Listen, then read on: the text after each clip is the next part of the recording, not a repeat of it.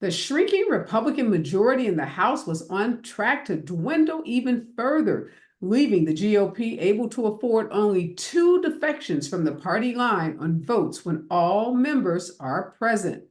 That will give them almost no cushion to deal with the inevitable absences caused by illnesses, travel delays, weddings, funerals, and unforeseen events that could keep Republicans away from the House floor for votes. And Israel carried out extensive and lethal strikes in southern Lebanon today in response to a deadly rocket attack on northern Israel. Escalations in recent fighting that threatened to derail diplomatic efforts to prevent a major expansion of the war in the Gaza Strip. And in other news today, U.S. Immigration and Customs Enforcement has drafted plans to release thousands of immigrants and to slash its capacity to hold detainees after the failure of a Senate border bill that would have erased a $700 million budget shortfall. The bipartisan border bill that Republican lawmakers opposed last week would have provided $6 billion in supplemental funding for ICE or ICE enforcement operations. And Lindsey Graham visited the Ukrainian President Zelensky last year that was, warmly embracing the leader and then urging President Biden to do more to help Ukraine in its fight against Russia.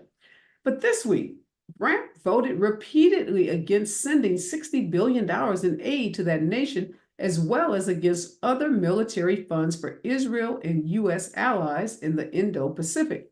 Now, this longtime hawk dramatically announced on the Senate floor that he also would no longer be attending the Munich Security Conference, an annual trip made by world leaders to discuss global security concerns that's been a mainstay of Lindsey Graham's schedule. Folks are saying all of this kind of change of attitude and turnaround by Lindsey Graham is in an effort to appease Donald Trump. And President Biden lashed out at Robert Hur last week over a particular line in the special counsel's report on his handling of classified documents. Now, Hur wrote in this 400 plus page report that Biden did not remember the year that his son Beau died. This report does clear Biden of any criminal conduct with respect to his handling of classified documents, but it went on to include all of these gratuitous details about Biden's memory issues, including the statement about him not remembering the year his son died. Biden is angry. As we all know, he had such a close relationship with his son, and any suggestion that he could not remember his son's death is very, very troubling to the president, and he is speaking out against it. And also today, Senator Chris Murphy of Connecticut is urging Democrats to go on the offense on the border and immigration. In a memo today to party members, he's citing the newly elected Democrat in New York who took George Santos' seat in Long Island. He's telling them that Democrats need to speak out and they need to be more pointed and more forceful in their messaging on the border and immigration issues, and to remind Americans that it is the Republicans who are refusing to do anything to address the border crisis, primarily because Donald Trump has instructed them not to do anything that would give Joe Biden any kind of leverage in the 2024 presidential election. I'm going to continue to watch that story and see what happens to it. This is Areva Martin in real time, and I'm your host, Areva Martin. This is your one-stop destination for today's trending news, expert analysis, and my unfiltered opinions. In this hour, I am joined by Jamar Brown. He is a former executive director of the Texas Democratic Party, and he is a Democratic strategist. And also in this hour, Dr. Carlos Hill, an author and professor at the University of Oklahoma, is joining me. So can't wait to get their take on all of today's breaking and trending news. And then in hour two, we're going to dig behind some headlines. We're going to go deep on some stories that sometimes are pretty troubling, but stories that have an impact on the lives of everyday people. And today that story is a new report out in a medical journal that says that African Americans, adults who are exposed to news of police killings, particularly those killings of unarmed Black people, are more likely to suffer from poor sleep, even in the months after the shootings have occurred. And they compared the sleep patterns of Black people with those of white people, both having had an opportunity to experience or to be given information about a police shooting or killing of an unarmed Black person. And there's some pretty startling results in this report about how these constant murders that we witness oftentimes on television and on social media, how they are having an impact on our sleep and on our physical and emotional health. So in an hour or two, we're going to talk to some experts on about what this study means for the long-term health of Black adults, whether we should be consuming the news of these police shootings, and what can we do to address our health, our emotional health, our physical health, our sleep health, because we know sleep is so incredibly important to our overall physical well-being. So I'm going to talk about what we all should be doing in terms of making sure we are protecting our health.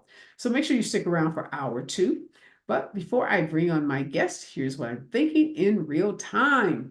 Today is Valentine's Day. So happy Valentine's Day to everyone that's tuning in. Lots of folks have been celebrating Galentine's Day, which is a day where girlfriends typically get together and celebrate. But today is the actual Valentine's Day. We observe it in this country with chocolates and roses and greeting cards.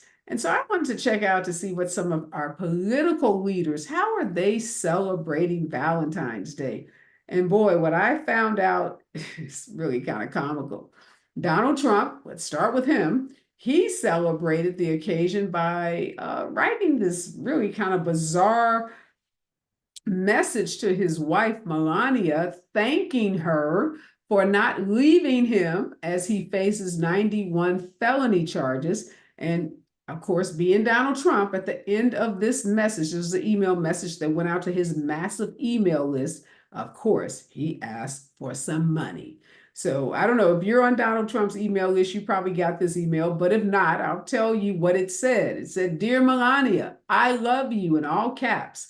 He goes on to, again, thank his wife in all caps, saying that even after every single indictment, all caps, arrest, all caps, and witch hunt, all caps, you never left my side. This is the GOP presidential frontrunner gushing on Valentine's Day to his wife. He says, "I wouldn't be the man I am today without your guidance, kindness, and warmth."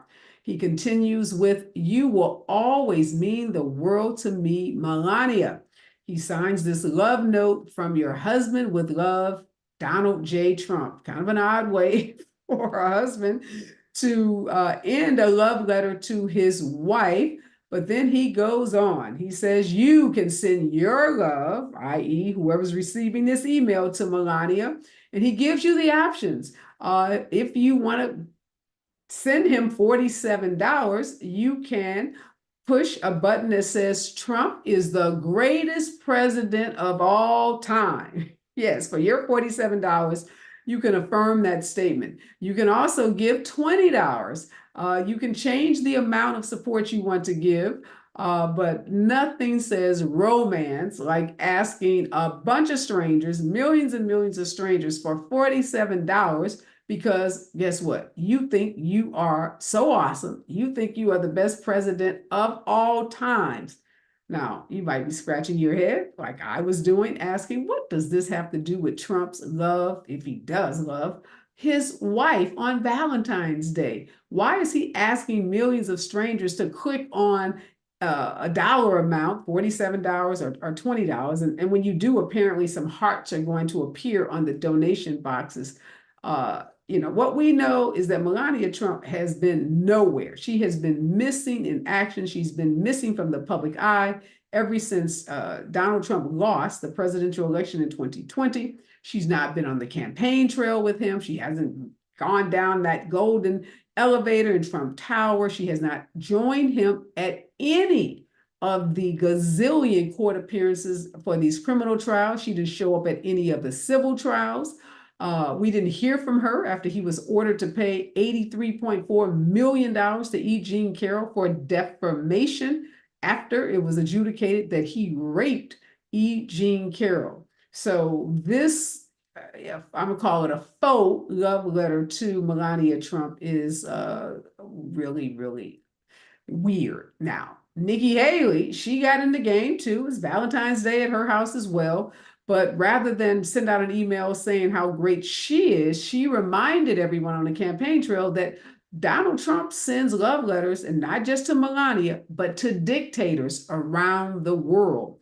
She says in a public statement that Trump has professed his love for the world's most brutal dictators, and he's praised their strength and their leadership skills. Now, she sends this email out to millions of people as well, and she cites some of these love letters that Donald Trump has sent to dictators. She says he wrote Kim of China a love letter and talked about how great, this dictator is. I'm sorry, North Korea, not China, North Korean dictator, how great he was and his strength, and just how he admires his how strong he is. He says he's strong like granite. He's strong. I know him very well. He's praising President Xi of China. He says, what can I say about him? He runs 1.4 billion people with an iron hand. So thank you, Nikki Haley, for reminding us that Donald Trump doesn't just have love for Melania, he also has love for dictators. Now, contrast what Nikki Haley and Donald Trump did with what the White House and our current president did. They used Valentine's Day to spread some Valentine's Day cheer. So the White House today was adorned with a Valentine to the country from First Lady Jill Biden, featuring messages of love, of gratitude, of hope, and of optimism. No one saying how great they are. No one patting themselves on the back. No one making gratuitous requests to send money and to praise someone who clearly is not the greatest president of all time, but spreading what you would like to see on this day, which is some hope and some love. And they showed the pictures of the White House covered with large candy hearts and cards. A post box was set up for sending Valentine's cards to the White House.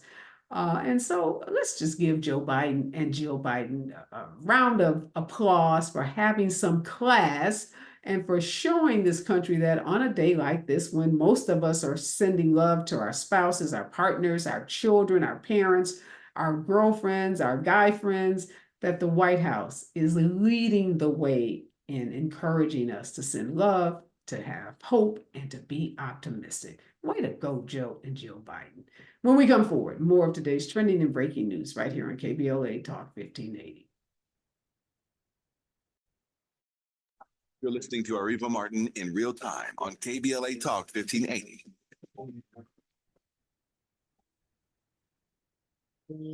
At KBLA Talk 1580, we do Black history every single day. In fact, as the only Black talk radio station west of the Mississippi, we are Black history. Our annual Black History Month luncheon is fast approaching, and we want to be sure to give you ample time to get your company, organization, church, or group to join us at this year's celebration on the last day of the month, Thursday, February 29th at noon. Last year, we honored iconic local Black media personalities, including Pat Harvey, Jim Hill, Mark Brown, Beverly White, Sandy Banks, and Pat Prescott, and raised $20,000 in scholarships. This year, we're honoring Black Hollywood creatives who have used their artistic genius as climate justice champions.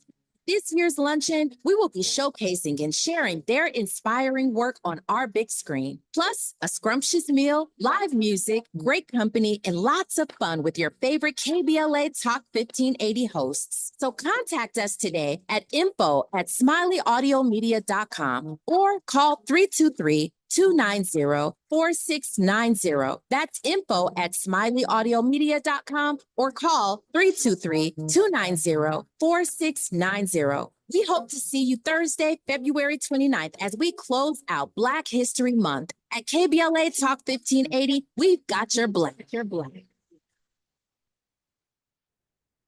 It's time to represent your community in the 2024 presidential primary election. When you vote, you get to decide what is best for you, your neighborhood, and your family. Use your power. Make a plan to vote today. Visit plan.lavote.gov. That's plan.lavote.gov to get everything you need to vote in the March 5th presidential primary election.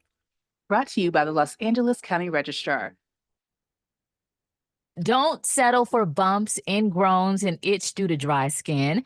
Try Venus for pubic hair and skin, the razor and regimen specifically designed for your pubic area, featuring a razor with patented irritation defense bar and skincare regimen that is dermatologist and gynecologist tested. Venus helps protect your pubic skin from shave irritation.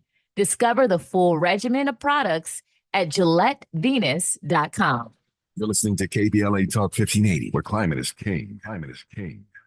With no fees or minimums and no overdraft fees, banking with Capital One is the easiest decision in the history of decisions. Even easier than choosing Charles Barkley in a pickup game. Take Barkley. Ha! First pick. Sorry, kids. Yep, even easier than that. With no fees or minimums and no overdraft fees, is it even a decision? Okay, here's the plan. Pass me the ball every time. This is banking reimagined. What's in your wallet? Terms apply. See CapitalOne.com/bank for details. Capital One.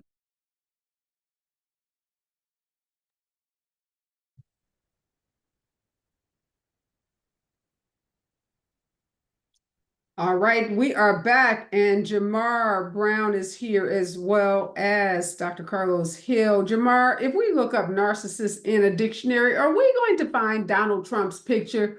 Who asked someone to affirm that they are the greatest president of all time while they are begging you for money on Valentine's Day? Who does that? Donald Trump and the entire Republican caucus in the House. Who they are absolutely. You really can't make this stuff up, right? Yeah. We're laughing, but they're serious. And I would imagine that there are people who are sending money right now, who are sending their $47.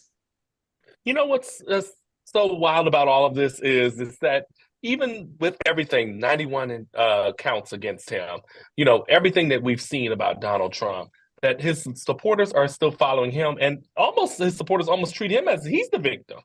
And he really placates and has an emotional manipulation on his supporters because he's making it out to be a witch hunt when the evidence is really clear in several of the cases that the district attorneys around the country have put forward. This is also why district attorney elections are so important around the country. People who make these charging decisions about people who are doing wrong, and also implementing the fact that no one is above the law. And so I think that's what we're seeing. And last night even showed, right, that the Republicans are being rebuked at the ballot box yet again. And so at some point, when are they going to learn, or are they going to let Trump take their party under rock bottom? That's such a great point. So that Democratic race to replace George Santos, the disgraced liar from Congress who didn't even last a full term, was thought to be a tight race. But in the end, they give us all this hype. And in the end, didn't he win? The Democrat win by more than 10 points? I think it was not even really that close in the end. I think it was 8 or 9 points. Yeah, it came out to 8 or 9 points in the final count. Right. So that showed a respectable margin. I'm sorry. Mm-hmm. That showed a lot, especially with immigration, the war in Israel and Gaza being a big part of that campaign, and that the Democrat won, who isn't completely aligned to Biden, right? He's run as a centrist Democrat, right, in that district, whereas you had the Republican candidate run so far right like Trump and lose in the critical area where the Republicans had redrew the seat to flip the seat for themselves. And they unfortunately still lost. And so I think this is an indicator going toward the fall that Democrats are still showing up to vote, and Republicans are in chaos, and the voters are starting to see that Republicans are in chaos, and they're showing them at the ballot box, we're not allowing this chaos. Yeah, I hope, Dr. Hill, that this win in New York and so many of the other wins will encourage Democrats to stop following these ridiculous headlines that suggest that nobody's voting Democratic, that Black folks are defecting from the party. and that, everybody hates Joe Biden because he's so old.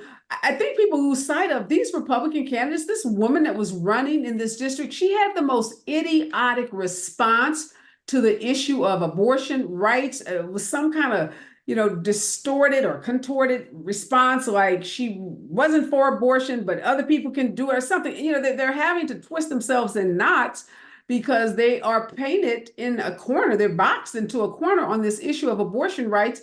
And Jamar's right. Democrats have had a string of victories that should give us more confidence, but yet when you talk to Democrats around the dinner table, the lunch table, whatever, there's still all this fear. What's happening, you think? I mean, I think, Areva, thank you for having me on again. I think our elections have become so complex. We have Russian interference. We have candidates like Donald Trump that intentionally try to muddy the water and pretend as if, votes are canceled in elections or fraudulent.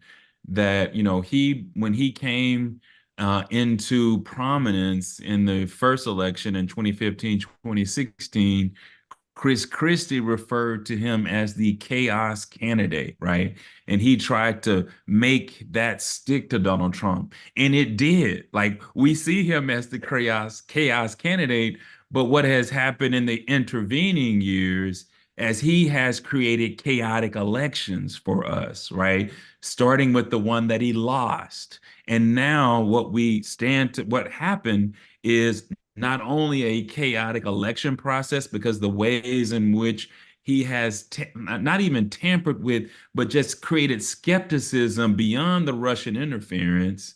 But then on top of that, to make matters worse, the kind of irrational politics that like Trumpism represents, that has now become mainstream.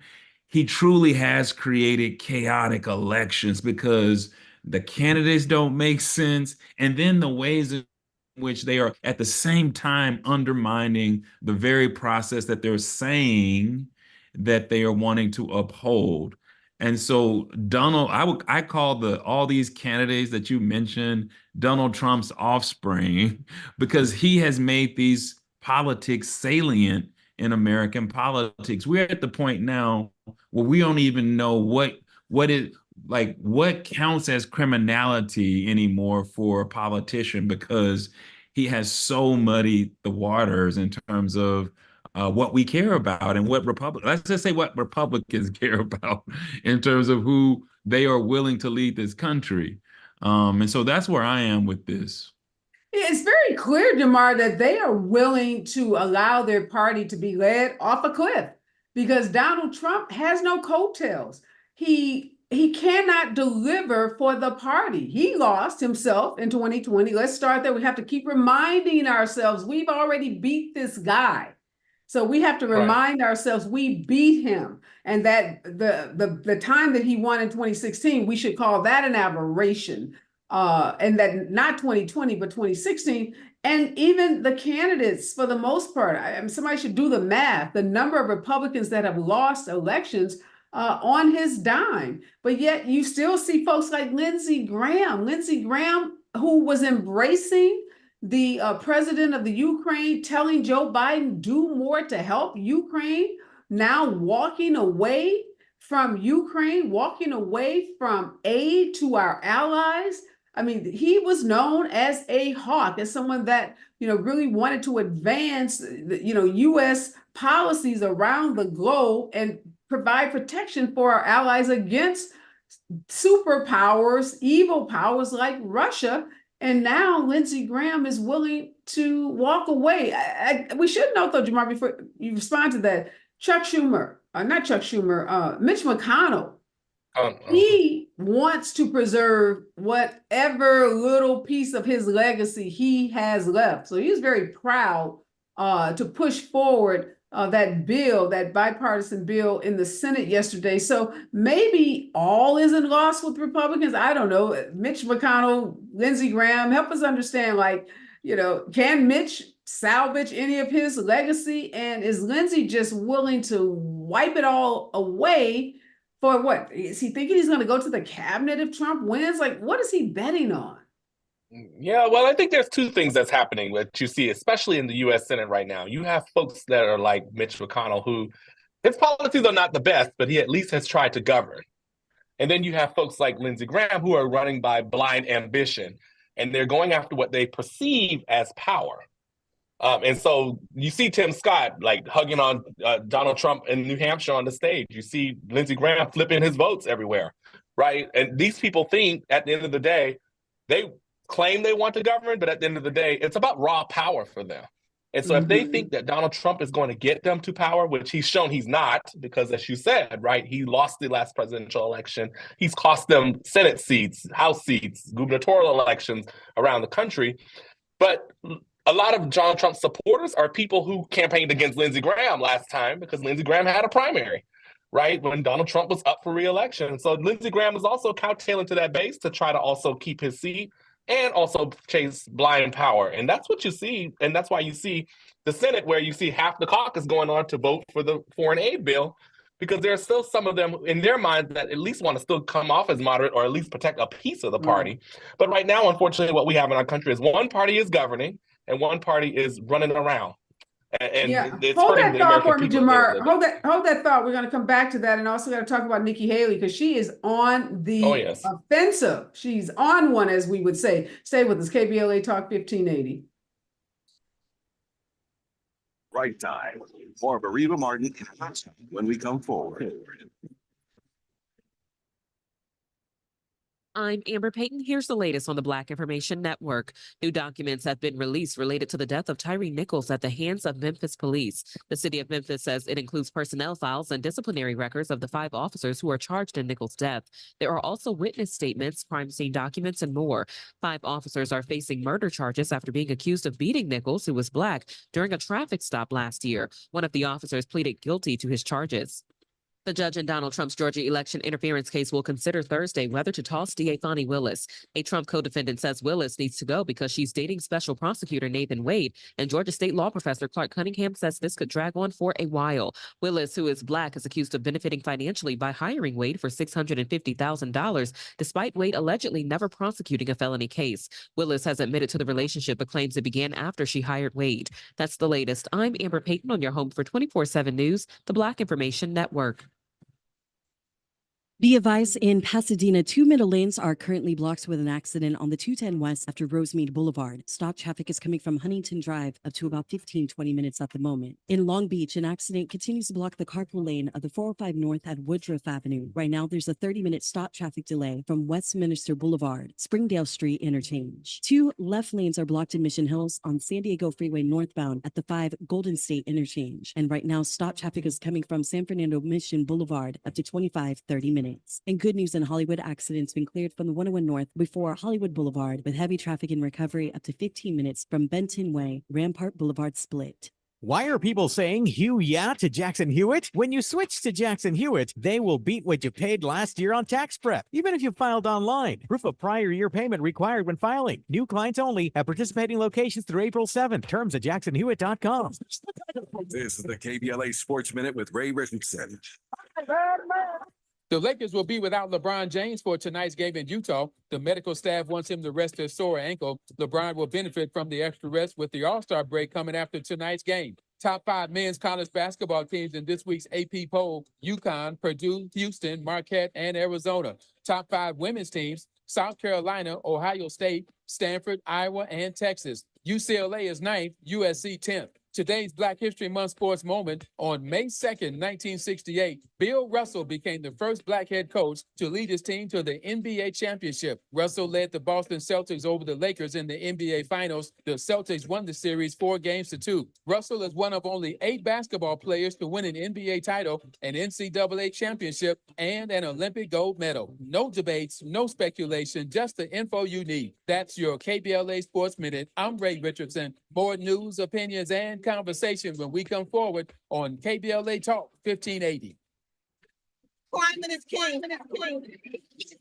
At KBLA Talk 1580, we believe that caring for the community means caring about the climate. You might have heard that we announced a pretty bold 12-month, $2 million campaign to do 4 things: increase climate literacy, Turn up the volume on communities of color in the climate conversation. Connect everyday people with the resources they need to survive and thrive, and highlight frontline climate justice crusaders of color throughout this year. KBLA Talk 1580 will be bringing you insightful interviews on all of our shows to help raise your climate IQ. Each quarter this year, we will also be hosting free climate events in various communities throughout the city with food, fun, and forward-thinking conversations. Thanks to partners like LADWP, Metro, Caltrans, the Sierra Club, the California Community Foundation, the California Endowment, AQMD, MWD, and more. You'll also be hearing more about a couple of national town halls broadcasting live from Los Angeles, to which you will be invited. And we'll be rolling out a robust social media campaign on all our platforms, as well as an outdoor media campaign, all designed to educate, enlighten, and empower you in our fight for climate justice. Caring about the community means caring about the climate. At KBLA Talk 1580, we believe that we really can change the world if we care enough, we care enough, we care enough, we care enough. KBLA Talk 1580.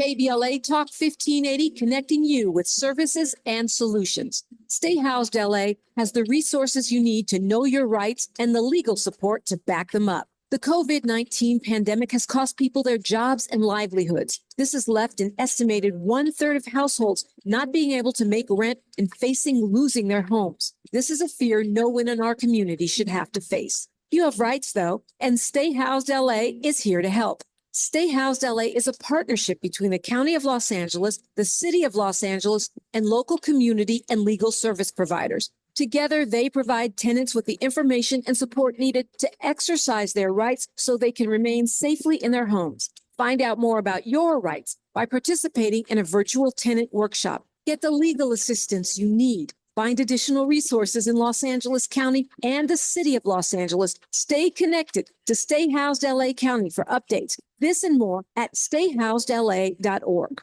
Stay connected to Stay Housed LA for updates. This and more at stayhousedla.org. That's stayhousedla.org. Or call their hotline at 213-694-0040. We've got your black with a community call to action from KBLA Talk 1580.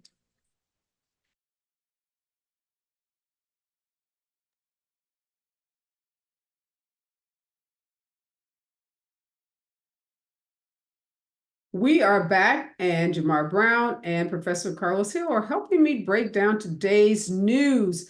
Nikki Haley, Professor Hill says she's not going anywhere. She's still trailing Donald Trump by double digits. Donald Trump is going to install the North Carolina GOP Republican chair as the chair of the RNC, the national organization. He's going to put his daughter-in-law as the co-chair. So that's pretty much going to submit that he will get all the delegates he needs to be the candidate running on the Republican ticket. So what is Nikki Haley doing? Areva, I wish I knew. I will say this: the argument that she's making, the intervention that she's making, is based on the idea that Donald Trump, we know, is unfit, and we can agree that he's unfit. But at the same time, she tries to make an argument that Joe Biden is unfit based on age, or at least she gestures at that. But she's in fact made that case, and so that makes the question of what makes you fit for office. And for me, her service internationally, but most recently, just her comments most recently about the Civil War have just made me very clear that she is unfit in this moment for that office, given the ways in which she handled that situation alone. But I don't know, Areva, honestly, but I'm just thinking about the ways in which she has talked about things. Again, these are not traditional candidates. We are in chaos elections, and we do not, I certainly don't, but I don't think we have the language to really frame what is really happening. One thing you mentioned, Professor Hill, Jamar, that's so true. Whenever Nikki takes a shot at Trump's age or his mental state, she always has to add and Joe Biden. Is she doing that because she's fearful of attacking Donald Trump, fearful that Republicans will somehow come after her? Trump's people have already done that, but why the need? She's in a primary right now with Donald Trump. She's not in an election with Joe Biden. Well, I think there's a couple of things at play here. One of the things that she has to be conscious of is the Republican base is typically older. And so when you look at, for example, New Hampshire, where they were just a few weeks ago, there are a lot of retirees that voted in that primary that did not like the language, right? And so you're speaking to those kind of things. We also know that now life expectancy is longer, right? And so Donald Trump and Joe Biden are pretty close in age. Life expectancy is a lot longer. But I also think what Nikki Haley is doing, what people are not calling a thing, is I think there's a thing that she's trying to put out about Joe Biden's age, because what happens if something happens to the president? Not that I'm saying something should, but who's next in line to be president if Joe Biden is reelected? I think this is a longer game that Nikki Haley's playing. I don't think it's just about her campaigning against Donald Trump. She's been doing that for the last year. But she is painting this picture that Joe Biden is only not able because of age. And God forbid if something happened, the Black woman would be the president. And I think that there's a dog whistle that she's playing with that base, that she's trying to get people to move to her. And unfortunately, it's too little too late for her, because I know we've talked about in this program, they went through all last year not attacking Donald Trump. And now you ratchet it up at the top of the year when he's built that majority. This last summer should have been the time that she should have been talking about why Donald Trump is unfit. And she's also got to answer the question of, she served as his UN ambassador. So if he was unfit, is she unfit? Well, what she tries to say to that is, I heard her do an interview recently, he's different now. He's a different man. He wasn't this unhinged. He wasn't this undisciplined. He wasn't this erratic when I served under him. And then she also tells this lie that she called him out. When he was wrong, she was right there calling him out. So she's, rewriting history in a way that favors herself, but we were all there. We saw her serve under him. We saw her suck up to him. We saw, like you said, this whole last year when she would not call him out for racism, for xenophobia, for all of the attacks he makes on marginalized people. And then he attacks her husband, right? He attacks her as a woman of color. And I think you're right about the dog whistle about Kamala Harris. That has always bothered Republicans, always fearful that this Black woman could somehow end up, in the presidency. And in fact, there are conspiracy theories that Joe Biden is only running so that he can win and then step down, not get sick or die, God forbid, but that he would actually resign and turn over the office to the vice president, which all of us in, this conversation know that's ludicrous, that nobody's going through all of this to turn it over. Kamala Harris, if she becomes the president, she's going to have to earn it, just like everybody else that has become president of the United States. She can get some assistance from the party, and rightfully so, as VP, she should get assistance. But Joe Biden is not running to hand her anything. He's running to finish the work that he started.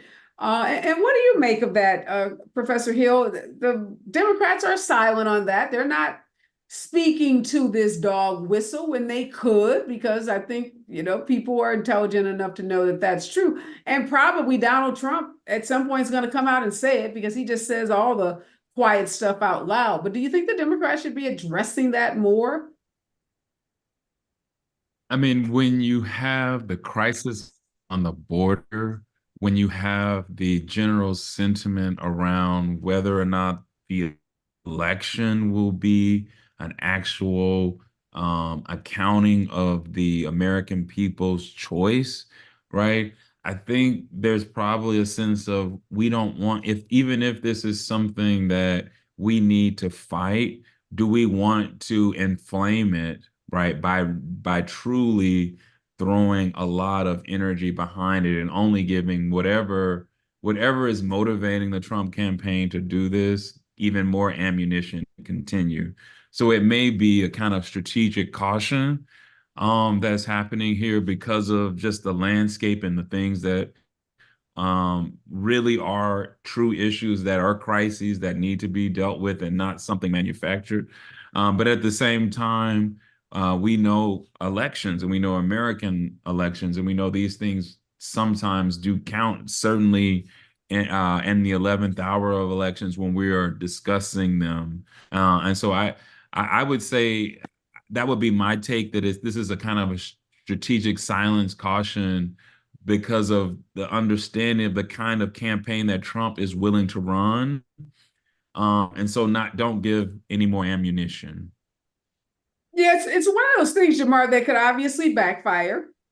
And sometimes giving more light to something as nefarious as, these racist views that folks harbor could do more harm than good.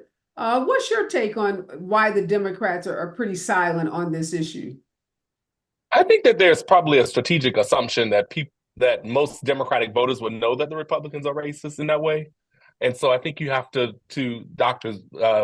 Hill's point, right? I think you have to, you got to play it right. And I also, to be quite frank, the Biden administration, or the Biden campaign, excuse me, they're actually having their own issues, right? And so it's one thing to kind of bring this manufactured thing to light when you're still talking to Black and brown voters, right, about the progress that still needs to happen. Both your accomplishments, but also the progress, and you've got to walk that fine line. And it's kind of like you could call them out, but what's your answer, right? And I think that question will still come back on the president. And I think that the president, in my opinion, as a strategist right now, should be spending his time telling people about the accomplishments he and Vice President Harris have made and how they plan to build on it, and the stark contrast in this election between the extremism and the fascism of a party that is not even governing or willing to govern. And the man has come out and said he'll be a tyrant and he'll be a dictator. And what that means for Black people in terms of our safety, our existence, and any economic or political progress in the country. And they need to stick to that line. You raised a good point that the Democrats have their own issue with race. Obviously, they got the Palestinians who are and Muslim community that is very, very upset and frustrated about the position, what appears to be the unfettered support for Israel, the failure to call for a ceasefire, the failure to be very clear about a need for a two-state solution. And then I can't tell you how many people I have on the show that tell me that Black folks, men in particular, but definitely women too, feel like the party's not speaking to them. And that's always a tough one for me because I don't know what the party is or not doing. Like I'm not, tuned in, wired into the inner workings of the party in that way. I got a recent email. I get a lot. I'm signed up. You sign up and get all these emails about all the things that the party has done, or the administration has done, I should say, that benefit African Americans. And the list is long. Child tax credit, investment in daycare, doubling of Black businesses. I mean, the list is HBCU funding. HBCU funding, more than just, photo op. So when we come forward, we really want to talk about what would it look like? Like what's going to cause some Black person to come on here and say, wow, the Democrats are nailing it. They are talking to us. They're speaking our language. They're not just showing up. One of my guests said yesterday, they just show up in election years, but they are really doing what they need to do. Because I feel like they are, but I recognize I could be in a class of one. So when I come forward, I want to ask both of you, what would it look like for Black folks to feel satiated, to feel satisfied with the way this administration in particular is engaging with them? Stay with us. KBLA Talk 1580. You're listening to Areva Martin in real time on KBLA Talk 1580. Tips to help improve your credit score in 2024. Establishing credit is an important key to achieving financial health, but building a credit history from scratch can feel challenging since you need credit to build credit. First, what does it mean to build credit? All consumers have a score between 300 and 850. You want your score to be as high as possible as lenders look at your credit score to make loan and credit decisions. A good credit score shows you have a track record of borrowing money responsibly. Remember, it's never too late to build or rebuild your credit. This segment is sponsored by JP Morgan Chase & Company. I tried to quit smoking cigarettes probably hundreds of times over the years. 2 or 3 days into quitting again, I go get into a vehicle and guess what? There's a pack of cigarettes in there. I mean, I've got the unlit cigarette in my hand. And I said to myself, why do I even try to quit if I'm going to cave so easily every time? Something clicked in my head that told me I can do this. Every attempt is part of your story to quit for good. Visit Kick It California today at kickitca.org.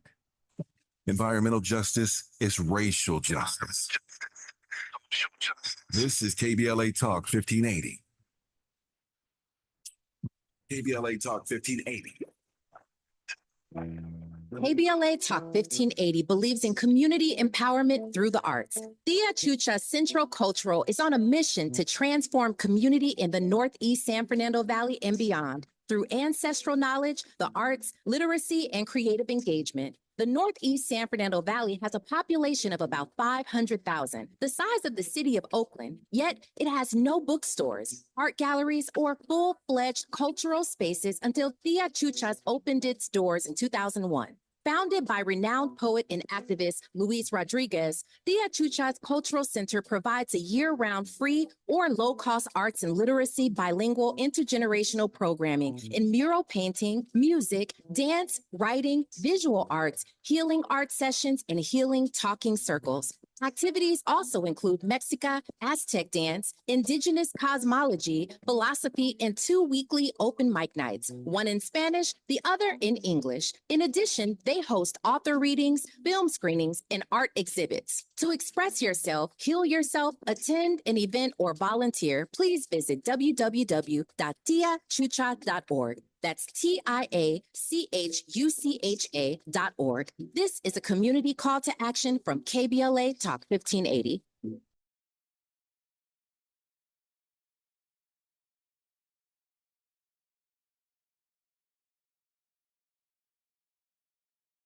Okay, Jamar, you were a Democratic Party chair, right, in Texas? I was the executive director. Executive director. So I assume a part of your job was talking to voters, making sure voters not only were registered, but were educated and were getting out and voting, not just in presidential elections, but in elections, throughout the year, local elections, state elections.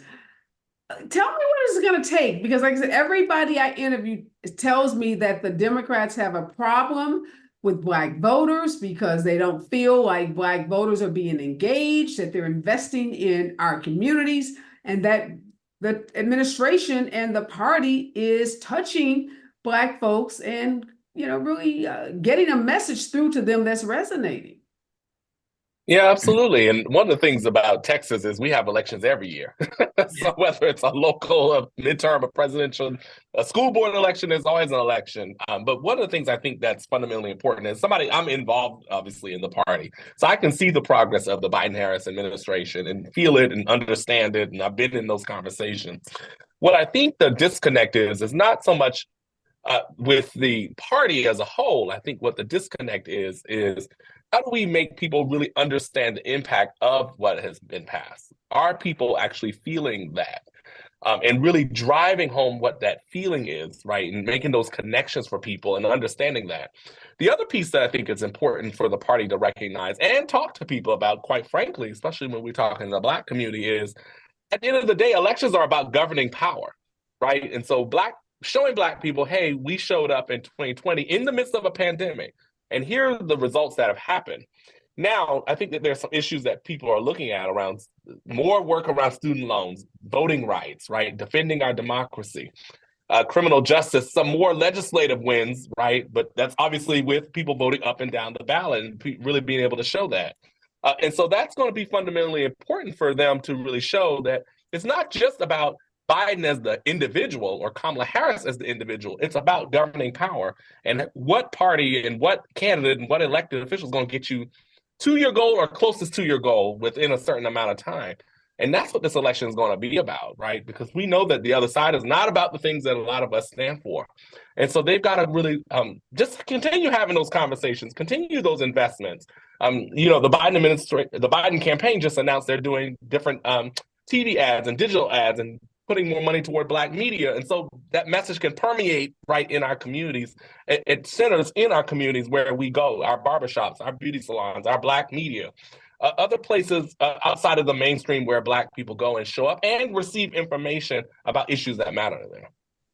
But I wonder, Professor Hill, if people are saying it's kind of like it's like an echo chamber. So everybody kind of repeats the same thing. Like, nowadays, journalism today, there's an article written by one paper, and literally you will find that same article repeated by 30, 40, 50 different outlets, word for word. They may change a picture, they may change a headline, but it's the same article. And I just wonder if that's what's happening here, because like I said, I don't know what it is that people want to see from a political party. I mean, there's limitations to what political parties can do. I mean, the delivery on things like Ketanji Brown Jackson, having Kamala Harris, having judges. I mean, so there are things that have been delivered.